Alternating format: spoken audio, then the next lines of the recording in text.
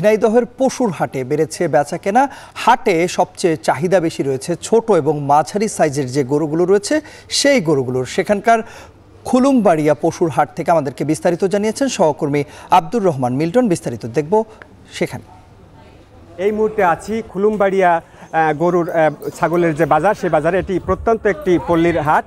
গোড়াই নদের তীরবর্তী বাজারে আমরা ঘুরে দেখেছি যে সমস্ত গরু এসেছে, ছোট সাইজের গরু এবং মাঝারি সাইজের গরু, যার দাম 50 থেকে 70-80 হাজার টাকা, সর্বোচ্চ 1 লাখ টাকার মধ্যে কিন্তু এসব গরু কিনতে পারছে। জেলার বেশিরভাগ বিদেশি জাতের যেসব গরু লালন পালন করা হচ্ছে, সেই সমস্ত গরু কিন্তু ঢাকা, চট্টগ্রাম সহ বড় বড় হাট বাজারে নেওয়া হয়েছে। এই কারণে প্রত্যন্ত পল্লী জেলার বাজারগুলিতে এই ছোট সাইজের গরু ছাগল আকৃষ্ট করছে ক্রেতার মধ্যে এবং দামও রয়েছে নিয়ন্ত্রণের মধ্যে।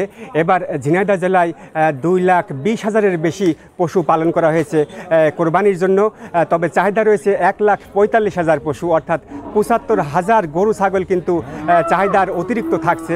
প্রাণী সম্পদ কর্মকর্তা বলছেন যে চাহিদার অতিরিক্ত গরু ছাগল এবার রয়েছে জেলার 6টি উপজেলার হাট বাজারেই ব্যাপকভাবে কিন্তু আমরা গরু ছাগল দেখতে পেয়েছি। তো ঝিনাইদহের শৈলকুপার খুলুমবাড়িয়া পশুর হাট থেকে এই ছিল আমার কাছে সর্বশেষ খবরাখবর।